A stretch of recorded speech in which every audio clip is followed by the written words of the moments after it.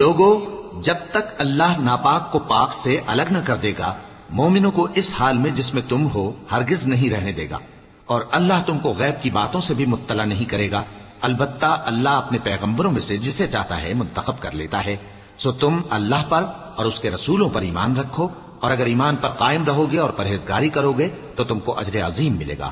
جو لوگ مال میں جو اللہ نے اپنے فضل سے ان کو عطا فرمایا ہے بخل کرتے ہیں، وہ اس بخل کو اپنے حق میں اچھا نہ سمجھیں، وہ اچھا نہیں بلکہ ان کے لیے برا ہے۔ وہ جس مال میں بخل کرتے ہیں قیامت کے دن اس کا طوق بنا کر ان کی گردنوں میں ڈالا جائے گا، اور آسمانوں اور زمین کا وارث اللہ ہی ہے، اور جو عمل تم کرتے ہو اللہ کو معلوم ہے۔ اللہ نے ان لوگوں کا قول سن لیا ہے جو کہتے ہیں کہ اللہ فقیر ہے اور ہم مالدار ہیں۔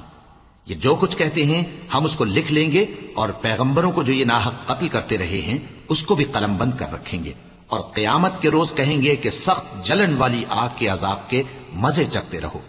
یہ ان کاموں کی سزا ہے جو تمہارے ہاتھ آگے بھیجتے رہے ہیں، اور اللہ تو بندوں پر مطلق ظلم نہیں کرتا۔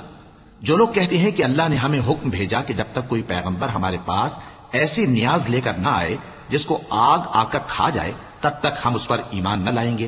اے پیغمبر، ان سے کہہ دو کہ مجھ سے پہلے کئی پیغمبر تمہارے پاس کھلی ہوئی نشانیاں لے کر آئے، اور وہ معجزہ بھی لائے جو تم کہتے ہو، تو اگر سچے ہو تو تم نے ان کو کیوں قتل کیا؟